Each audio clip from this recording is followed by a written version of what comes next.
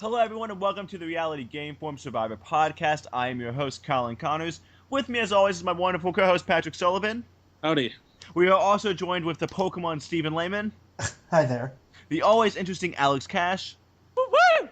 The official Latina flavor, Alicia Garza, Hola! her better half, Jack, Hey there. the Pikachu from France, Alicia Anderson. Elise Anderson. Please.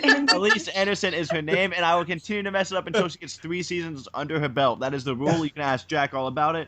Elise Anderson. I thought you were going to say Pika. Now I'm really disappointed. Oh, I'm sorry. We're also joined with the super amazing Prince Ty. Good evening. And it is a good evening after all, because we got another episode of Survivor in this pretty damn good season. But we have a whole lot to talk about. And not only that, I'm posting this right now. All listeners, please keep in mind, at the end of this episode, we will be talking about the spoilers for season 31 and 32. We do not have cast spoilers, but though we do have cast speculation, and we also do not have boot spoilers. However, if you don't want to hear any information about it, that is just fine, and I will be certain to leave a little mark in the podcast to give you plenty of warning of when this happens. But I am personally really excited to talk about the future of Survivor, but we have to talk about today first. So, Alex, let's talk. How are you doing, man? Good. Okay, so this episode started with Shireen getting a lot of, oh, I'm fucked confessionals, and then Carolyn was basically just saying, oh my god, Shireen's completely awful, that's why we're not working with you, blah, blah, blah, which I thought, wow, they're really starting to give Carolyn kind of a bad edit. What do you think?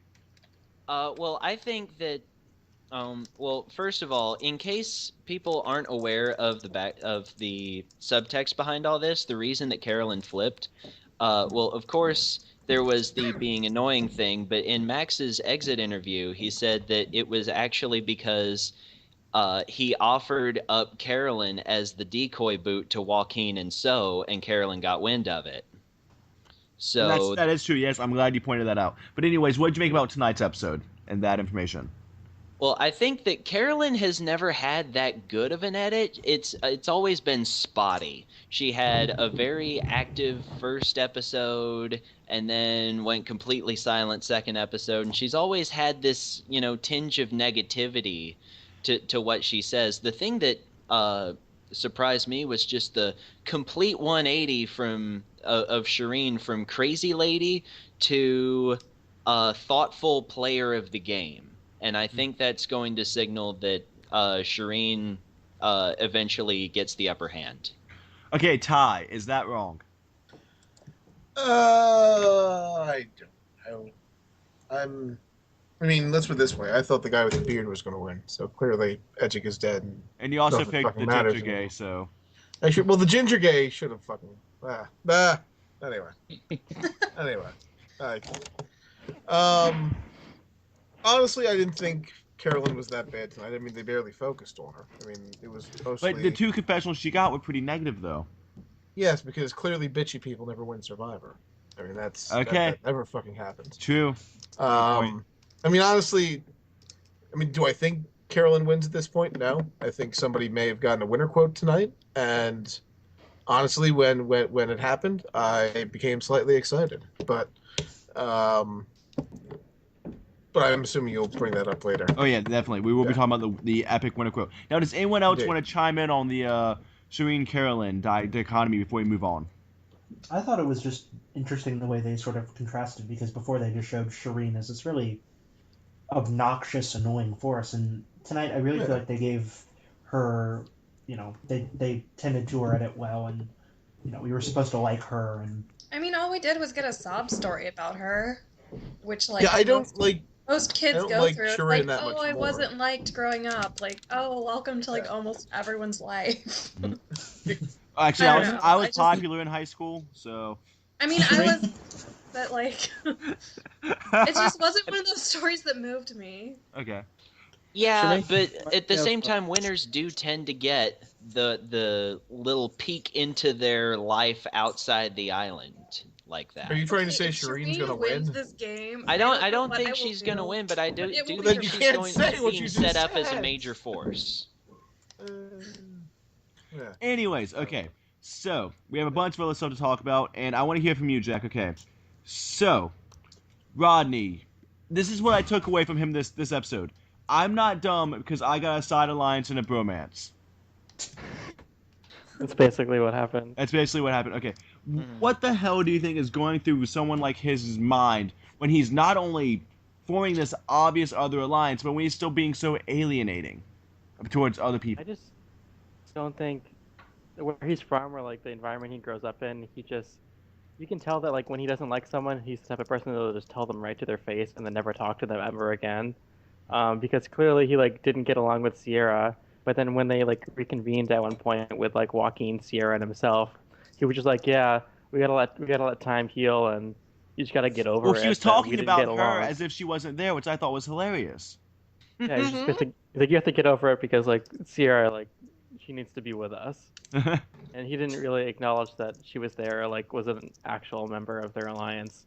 So I think his attitude and his broy having party and like getting with girls all the time, bromance with Joaquin, didn't help the fact. Well, I love the fact that he even said he was like, "Whoa, I can't be in an alliance with Mike. Mike is celibate. What? Like no one from different walks of life have ever formed an alliance on Survivor together." That just shows that the type of values or things that he values, like morality. Yeah, and he values crushing beers and crushing ladies.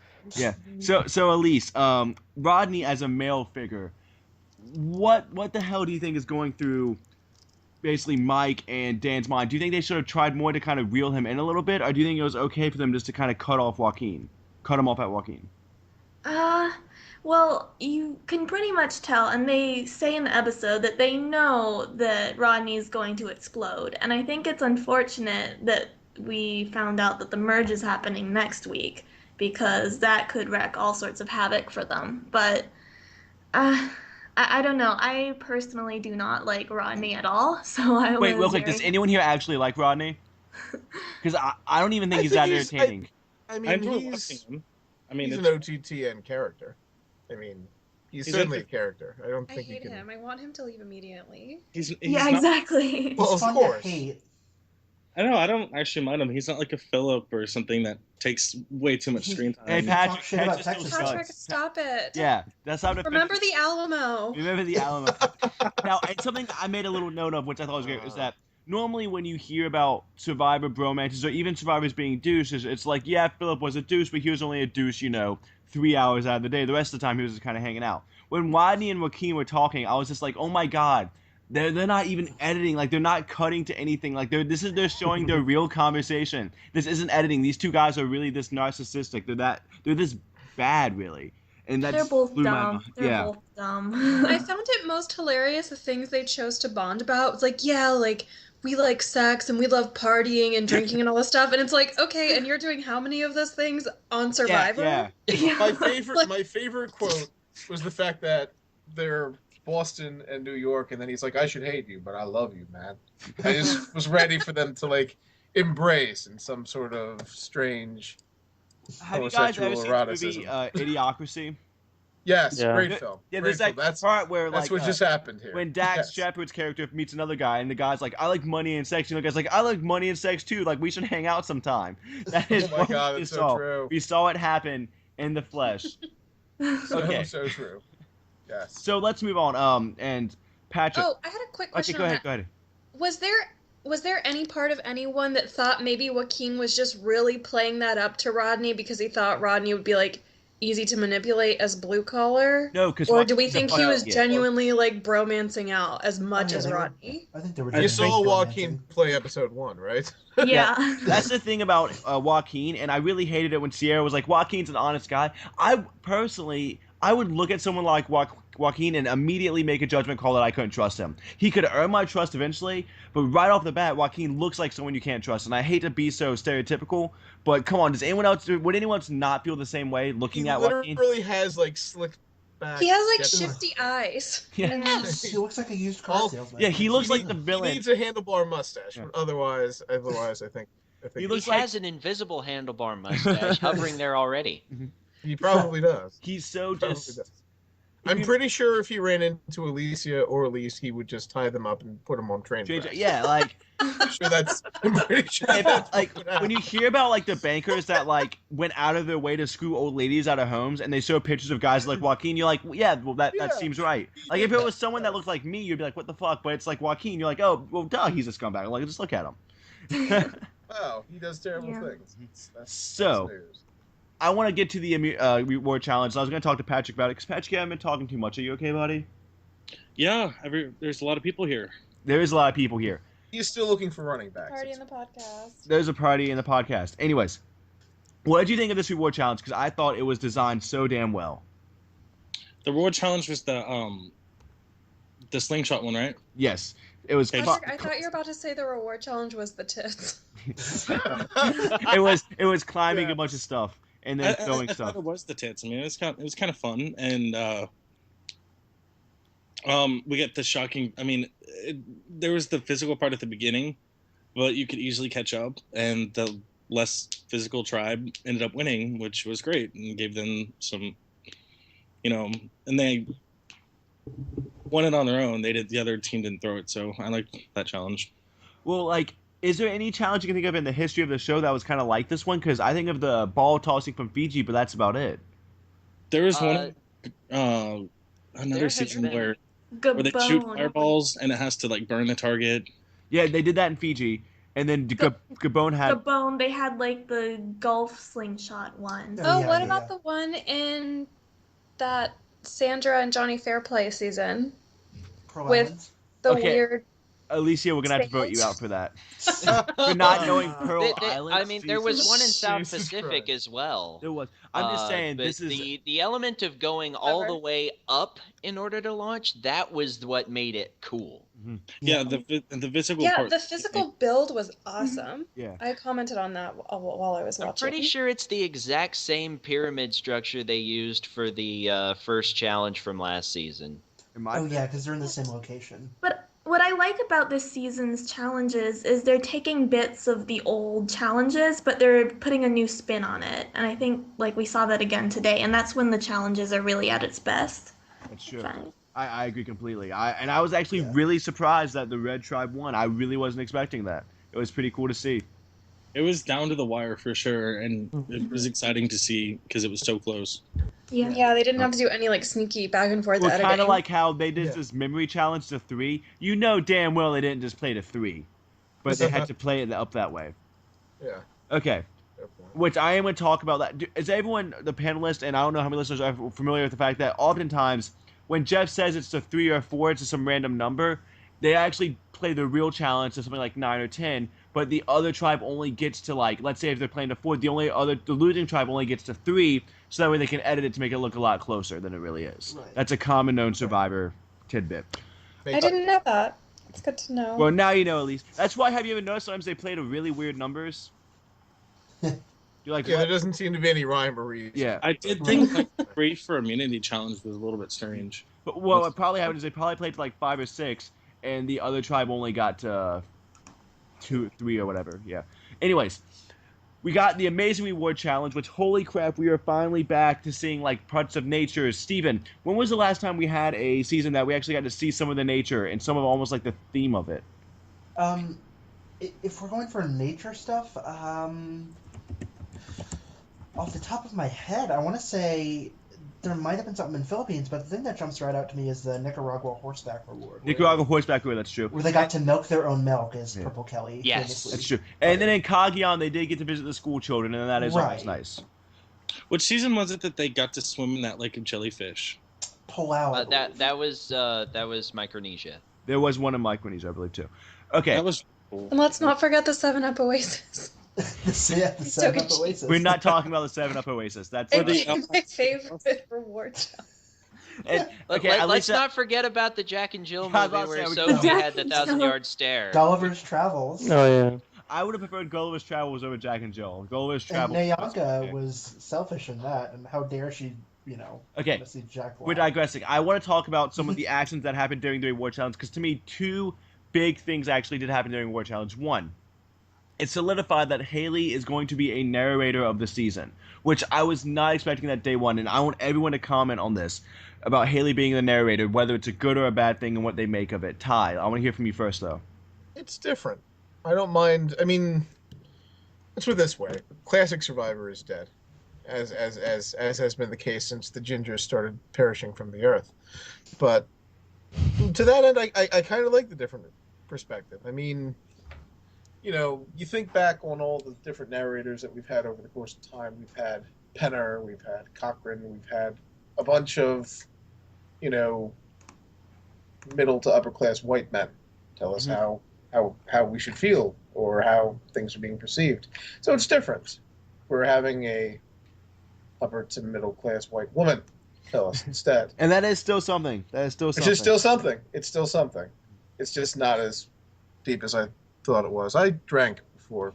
We can tell. episode. Okay, Elise, I want to hear from you then. So what do you make of Haley being a narrator? And is she winning? Is she in the final three? Because that's my guess from seeing this. I don't know if she's winning, but I think that sets up the no callers in a good spot, particularly her and Jen. I think they're gonna go far, which Jen. Yeah. I think it's good. It's good to get another perspective, and I really like that tribe. So. And I think no callers are being very heavily edited to be strongly alike. So we'll see. Yeah. Maybe this is why Jeff loves this season. Jack, what do you think?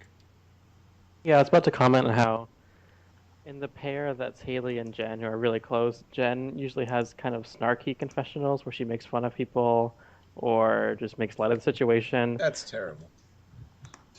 Excuse me? I said that's terrible that she would do such a thing. I was being facetious. Oh, I thought you were saying that like my comment. Your commentary is no, terrible, Jack. Your point is correct. We're voting you out after we vote out Alicia for not Jack, you know I love you. I took Tyson and Brendan back-to-back Whatever. picks. Okay, so Jack, continue please. Back to what I was saying. Yeah.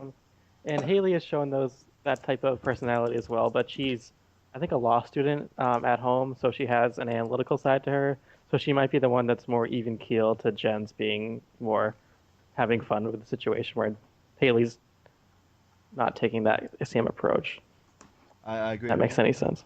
No, I understand. Okay, It absolutely does. but speaking of Jen, though, Jen did get to say something which sounds awfully lot like a winner's quote. She said, "A turtle's odds at living are only 1 in 154. That's harder than my odds of winning this game of Survivor at 1 in 14." And I went ding, ding, ding, ding, ding. Winner quote, if there is such a thing. Alex, is there a winner quote? And then Jid say it. Did she say it? I think she did. Out of all of the winner quotes in Survivor history, that one has to be the most weak sauce. So you don't think it's that good? You don't think it's an actual winner quote? Well, I mean, it might be, but they're really stretching if that ends up being a winner quote because, I have a 1 in 14 shot and I'm comparing myself to a turtle. That's just kind of a weird thing to say. Well, yeah, it's a weird thing to say, but the fact that they showed her saying it, I think, means something. I think it means they thought it was weird, too.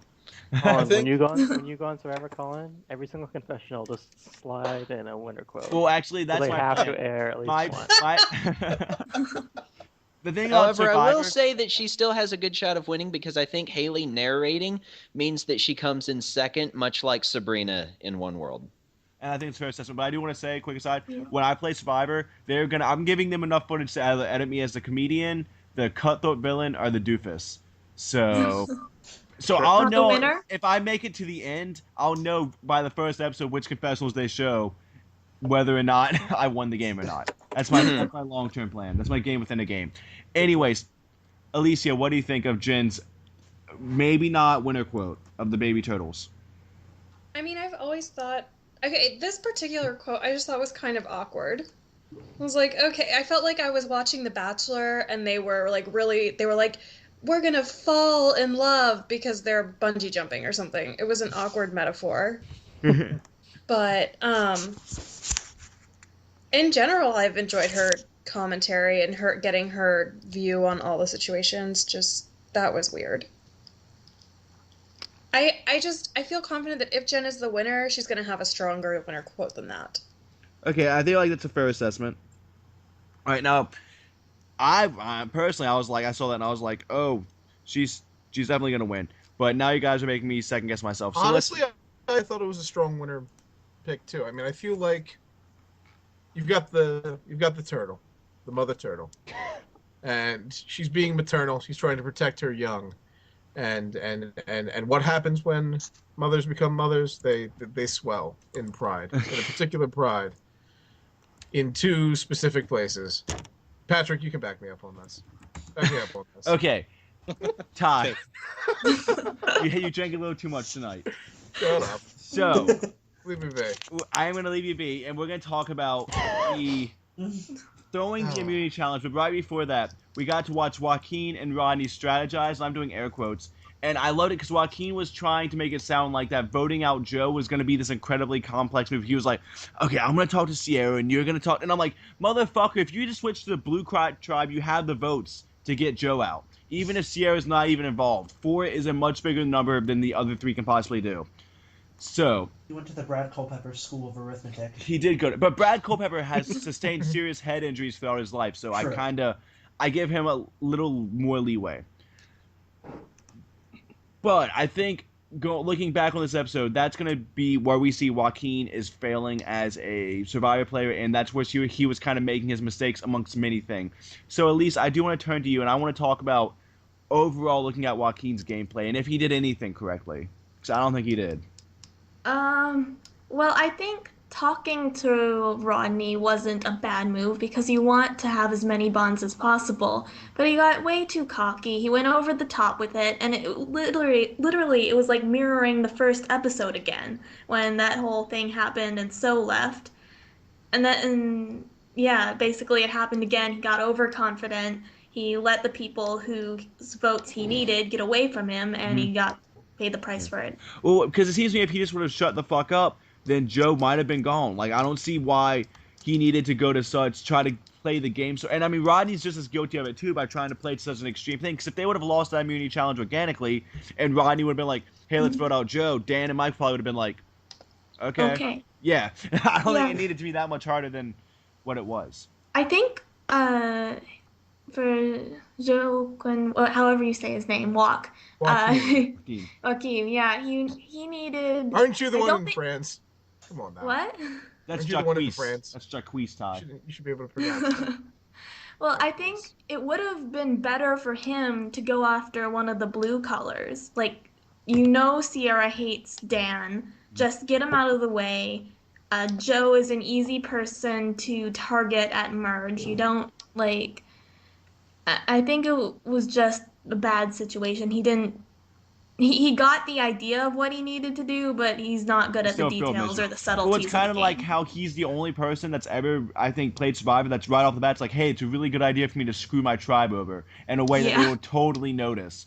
Does anyone else, Steven, want to, sum up his gameplay?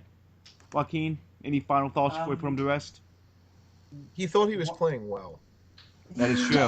when they swapped. Was legitimately blindsided by that vote. I just don't think Joaquin played. He managed his game terribly. When you take the option to deceive your tribe on the first day, you make up a piss poor lie. It was just an amalgamation of shit that turned into a mansion of turds. So it was bad. I like it. I like that visual imagery. Okay, so let's move on to probably the most controversial quote-unquote thing of the evening, which was the challenge throwing. And not only that, it reminded me kind of in Kaguya when they were trying to throw the challenge, but the other tribe was so shitty, they just couldn't do it. Okay, yeah or nay, challenge throwing, should you ever do it? Alex, yes or no? You should only do it under I said yeah or nay, just yeah or nay. Yes, under limited circumstances. That's not what I asked for, but anyways, okay. Close enough. Jack, you said no, right? Nay. Okay, Steven. Yay. Elise. Yeah. Most of these people are too stupid to pull off a successful challenge throw, so I'm just gonna say no. Don't do it. Alicia. What does Trish say? Yes. That was clever. I thought it was hey. Ty. I'm gonna go against the norm and say yay. Okay, Patrick? Yes. Yes. Okay. I will say this, though. there are very, very, very few circumstances where I might understand throwing a challenge, but I think it worked out for Ethan, right? Yes. And then who else? Silas is... It worked out for Ozzy. It worked out for Ty in Chronicles 10. Okay, it worked out for Yeah. Ty and Chronicles 10, but Steven, Ozzy still didn't win. Right, but I'm saying for the short-term goal of getting Billy out, rest in peace, Billy Garcia, we will never forget you. Well, I was thinking about him letting himself be voted out, but okay. So that's the thing is, I would say 9 times out of 10, throwing the immunity challenge is a bad idea. And China, if they would have thrown both of them, that would have been different, but they fucking didn't, which was stupid. They tried to. Yeah. And then No, they decided not to at the last minute.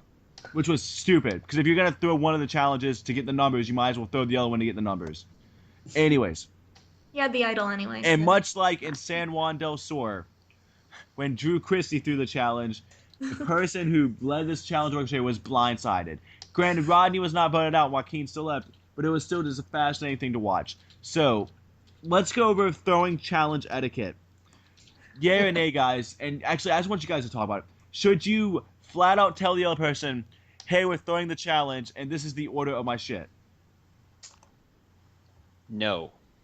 Wait, What do you mean by that? How Mike was telling Kelly, like, hey, throwing this to you. Change the bottles. Stop being a dumb bitch and get it right. I'm from Texas. If you are obvious in any way, that tells everyone else something very, very clear. So the answer is no, do not do that. Wait, am I the only one that's surprised that no one else noticed what Mike was doing? Far away enough for them, he must have felt comfortable, and they must have like a long run to where you couldn't really see or hear what they were doing at the station.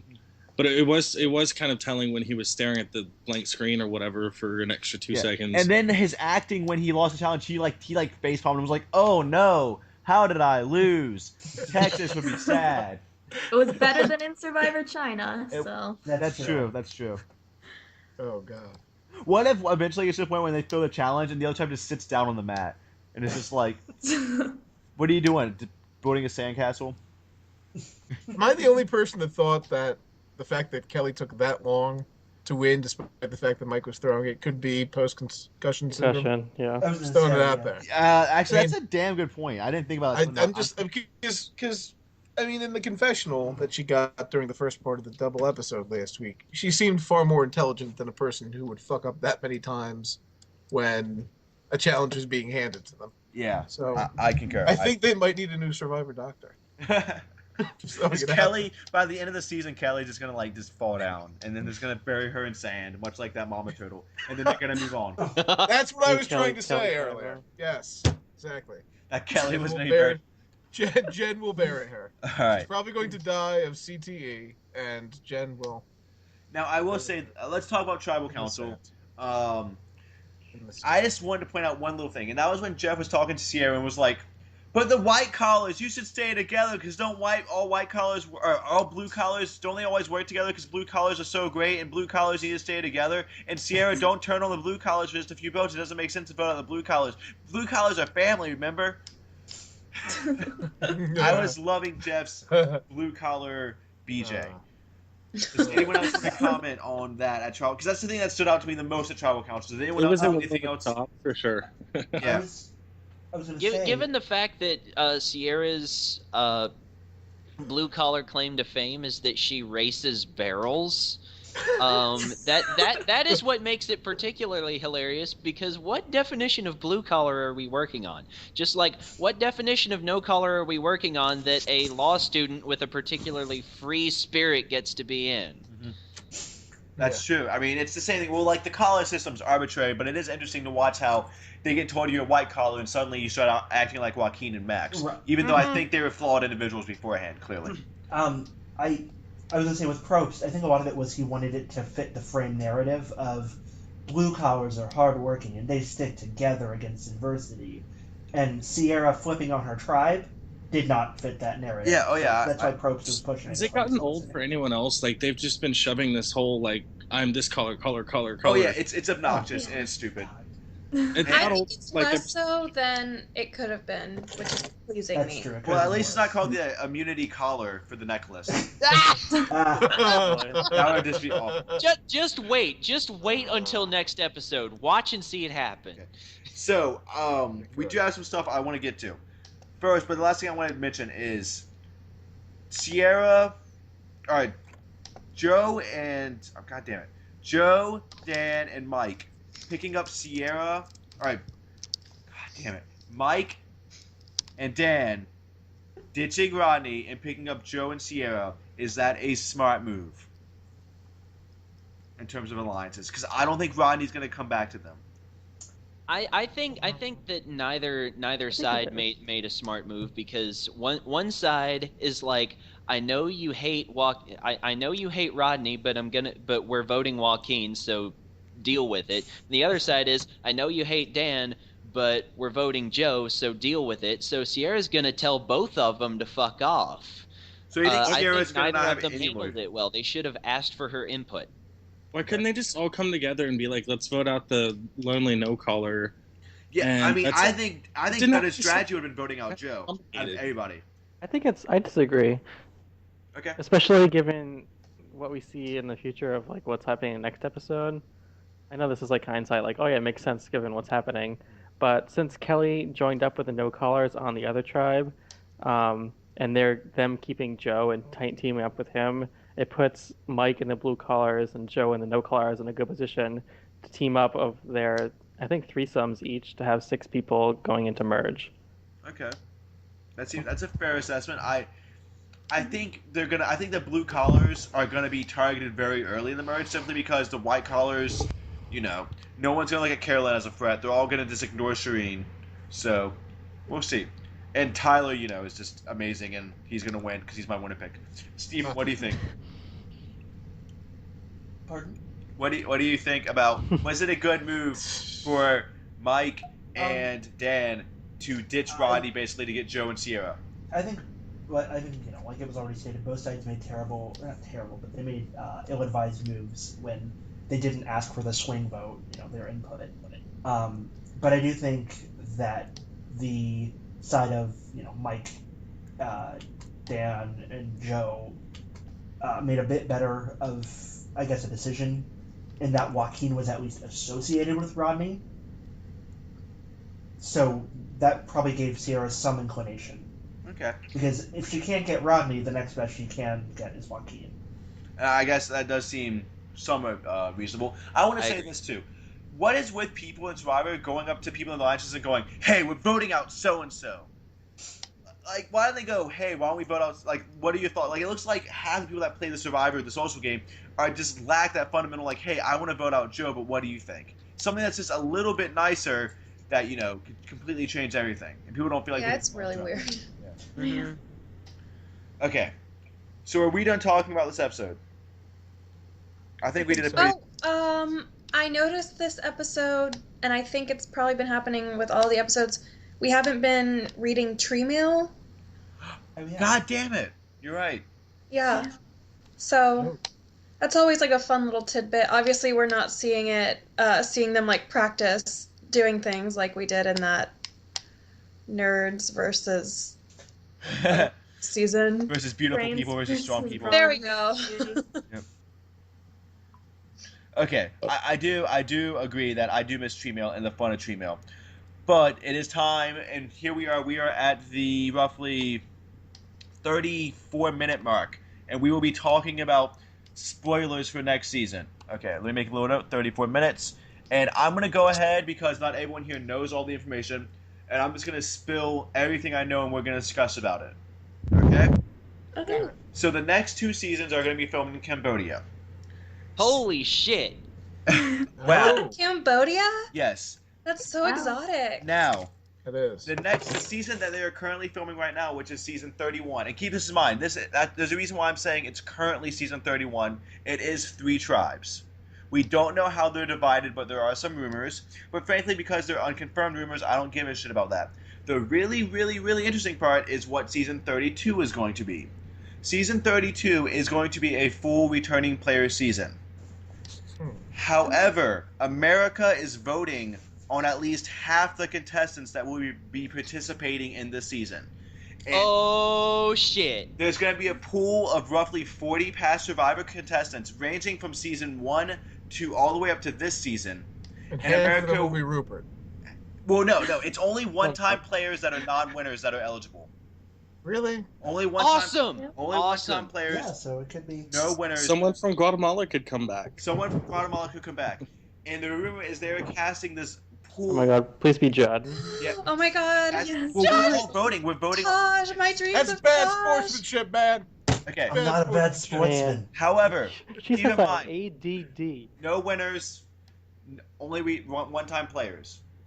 Oh my Now, god. I If Taj personally comes back, Taj comes back, I will lose it. I will be Tasha so might come back. happy. I think she has a good shot coming back. I do think She's there are the some inherent problems. best. The first is I do think production will be picking the first tribe returning players, so that way they can guarantee like cast and people like that that aren't necessarily and like people that might not necessarily win the fan favorite vote get to come back. But I am very, very excited about the idea of America choosing the contestants. I think America is going to pick a couple of really obvious boring people, like Jeremy Jeremy from Spencer's last coming season. back. Spencer's going to definitely come back. But I do think we're going to get some golden nuggets. And I mean, it's already rumored that Shane is going to be. You can vote on him. You can vote. You can, Oh vote, shit! you can vote on Ken from Survivor Gabon. I heard Yes! Teresa Cooper. Teresa. What Oh, about yes. Crystal? Crystal? We don't know yet. Teresa Cooper. Steven. Is there any other names that are picked? Oh, Ryan. PG. Who? I heard that PG just set up a Twitter Yeah, account. PG is probably going to be in the running also. Now, this is all speculation. Marty, But, Oh my god. Marty, yeah, but a lot of survivors suddenly have reappeared on the social networks to talk about survivors, so that's going to only mean one thing. Now, here's where it gets really interesting. They will reveal this list of who we're voting on around the final 8 of the season. So anyone that made it past the final 8 of the season cannot participate on it. But there are also rumors, and there's a strong indication that they will reveal the people that America picked at the finale of, Worlds Apart. And there's a very good chance that right after, World Apart, they actually film the season, they will air this returning player season before they air the season they're currently filming right now.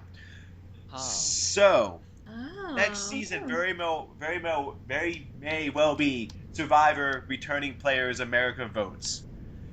Now, let's talk about this. What are some of the inherent problems you guys think may happen with America voting on returning players? And anyone can chime in.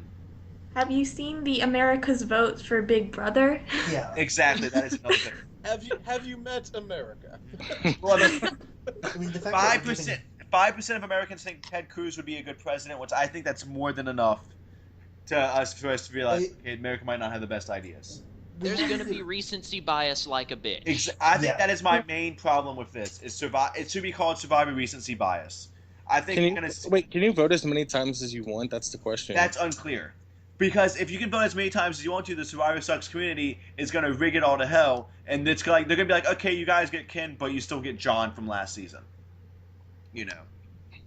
However, if production does do their own one tribe, I like that because I want production to be like, okay, these 10 are our babies, so that way they won't rig the American vote contest. But that's just hopefully my humbling opinion. I think it's good that there's a chance for some of the more obscure players to come back. I'm just worried that they'll be rejected for, like you said, recency bias and people who are gonna come back no matter what, like Spencer. Yeah, Spencer. Well, I'm hoping Spencer is someone who production would pick and be like, okay, don't even worry about voting on Spencer. Spencer's coming back. Yeah. And that we get to vote on people like Shane or Ken or Marty, stuff like that. Yeah, I'm just upset that there's no winners because this would have been a really good reason for Todd to go to rehab again, so he could be back on Survivor. It would have been, but I kind of like the idea Survivor of could voting be off his the winners. rehab. Because I feel like by Survivor voting, could be his rehab. Oh my God, he could go through detox. I On the feel island. like they're setting the stage though for a Survivor Legends season, which is something that's been rumored for a while, and that's when we're going to see Sandra and Poverty and all of them back. So it's nice to get what Probst would call new All Stars in the mix, and it also means Malcolm will not be in it. Oh yeah, Yes. no, Malcolm. Holy shit! I know, I already But there's a realized chance that, of and it made me Reynolds. upset. Yeah, there is a small chance of Reynolds. Okay, Eddie. We want Eddie. Eddie, Dougie Bar. Eddie could return. So That's fine by me. Besides recency Is Sandra bias, Bullock going to play again? Oh my god, they better not have Whatever Lisa her name Welchel come was, back. I Oh, cannot. Oh, I okay. hate her. America might vote, but anyways, besides recency bias, and besides the fact that any players playing right now in Survivor Season 31, quote unquote, is going to have to wait a year. And besides the fact that this season's probably going to be heavily spoiled, are there any other negative things that could come from this? Abby Maria. Abby Maria is going to play. That'll be a negative thing that comes Yeah. with this. I think That- Abby Maria is going to How is play. that negative? Have you seen her and her tits? I mean, she is. To be fair, she is very OTTN, but in the most OTTP way possible. I'm partially worried though that we're going to get a seasons full of Abby Maria, and it's going to be kind of annoying. They better bring back Shane. If they have Abby Maria yeah, and they not have to. Shane, I will cry. That's true. I think Shane's a That virtual is lock. a- I mean, he has to be. A fair assessment. All right. So, is everyone super excited about this? Fucking A right. So, At first, I was like, this is really stupid, but then I realized in any All-Star season, production's going to pick a couple people we don't like anyways. So it is nice to feel the power back in us. And if you can vote multiple times, Survivor Sucks is going to go in there, and we're going to see PG, we're going to see Michelle, we're going to see Shane, we're going to see Ken. I don't really want to see Crystal Cox. I don't want her to return, but we might see her too. Well, So you need to I'm eat your really rice, Colin. Michelle. Teresa, right. And then I also like, because we've been needing a new All-Star season, and I like that we're having returning players. So it's great. It's so great. And I'm really happy that if they do switch it to season 31 instead of having another all new cast. So I just saw a message, and I heard now apparently Mick from Samoa, Feckless Mick, Yep. has been added into the rumor mill. Okay. So of all the people, And feckless. speaking of Samoa, I would like Eric to come back, and I'm afraid that we're going to see Shambo. Shambo will not Shambo come has back. already said she's not coming Yeah, back. Shambo. and Okay, Pat Owen. good. Why wouldn't Shambo come back? She doesn't want- They offered her for Karamoan, and she declined. She said Really? that she doesn't want Survivor to, quote, define her, end quote. So she'd rather mullets. Her mullet Yes. defines. That's fun. Now, Where's Thomas the agent? He needs to pick. I'm sorry. anyways, I think that's a great high note to end on. And Yes, it is. also, listeners, me, Colin Connors, your humble podcasting host, is venturing into the world of sketch comedy. Alicia, what was the quote you said about my video? I said that it actually made me laugh out loud, which is rare for YouTube videos. Bam! It's slightly better than an average YouTube video. Put that in your pipe and smoke it. I will be posting links to my Party Snail Productions, and I want all of you listeners out there, the dozen of listeners, to like us on Facebook and to watch the videos and to follow us on Twitter. I will not always be promoting the Party Snail bit, but while we're getting the ball rolling, I'm going to be talking about it a whole lot. And Survivor fans, if this Party Snail thing becomes kind of popular, I can go on the Party Snail and tell everyone to listen to the Survivor podcast, and then suddenly we have a bigger Survivor community, and then suddenly I get to play in Survivor Season 34, and I do a shout out to you guys, and I start bringing all of you on the show also, and then 10 Warrior players in a row win the seasons, and then they cancel it because we're all too bitchy. That could be our future. That's our legacy. So I want to thank everyone so much for listening, and I want to thank Alex, Jack, Steven, Elise, Alicia, Patrick, and Drunk Ty for joining us tonight. It is always so fun. Good night. Good evening. Good night. Night. All right.